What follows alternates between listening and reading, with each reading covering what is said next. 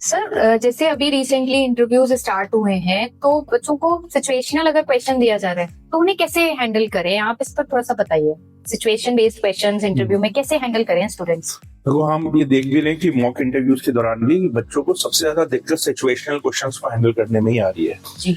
देखो, दो तीन बातों का ध्यान हर बच्चे को सिचुएशन को हैंडल करते हुए रखना चाहिए। जैसे एक ये बात जो ध्यान रखनी ही रखनी है वो ये कि जो भी समस्या उस सिचुएशन में तुम्हारे आगे रखी है, वो जिस क्षेत्र की भी समस्या है, उससे संबंधित सिद्धांतों को दिमाग में रखें। फॉर एग्जाम्पल, खेल से जुड़ी किसी कंट्रोवर्सी में आपको डाला गया है या उसको आपको सॉल्व करना है, तो खेल भावना सर्वोपरि है, स्पोर्ट्समैनशिप सर्वोपरि है, उसको ध्यान में रखने की जरूरत है। जैसे आजकल एक सवाल बहुत पूछा जा रहा है इंटरव्यूज में कि भारतीय खिलाड़ी पाकिस्तानी खिलाड़ियों के साथ हाथ मिलाएं खेलने से पहले या ना मिलाएं, कंट्रोवर्सी बहुत चल रही है। तो सबसे पहले खेल भावना से भी उस मुद्दे को देखना चाहिए।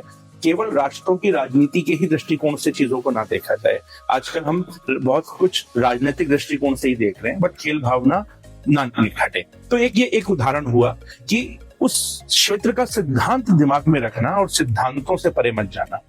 दूसरी बात, कुछ चीजों को बच्चे जरूर ध्यान रखें कि जब भी किसी सिचुएशन में डालें और आपको किसी गवर्नमेंट पोस्ट पर उन्होंने रखा है, किसी पद पर उन्होंने रखा है, तो अगर आप किसी सरकारी पद पर हैं और तब आपको कोई समस्या का समाधान करना है, आपकी दो बाउंड्रीज हैं।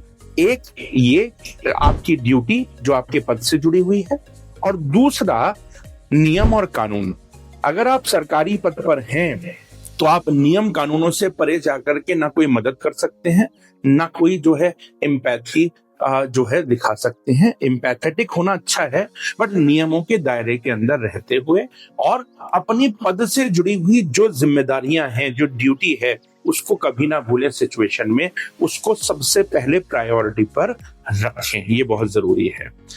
और अगर जो है सिचुएशन में आपको किसी सरकारी पद पर या किसी पोजीशन पर नहीं रखा है, लेकिन वो ऐसी है जहां संबंध इन्वॉल्व हैं, तब अपनी हाईएस्ट वैल्यूज जो आपने बताई हैं, जैसे एम्पैथी एक वैल्यू है उसके अंदर, फेयरनेस एक वैल्यू उसके अंदर है, उन सब पर ध्यान दें।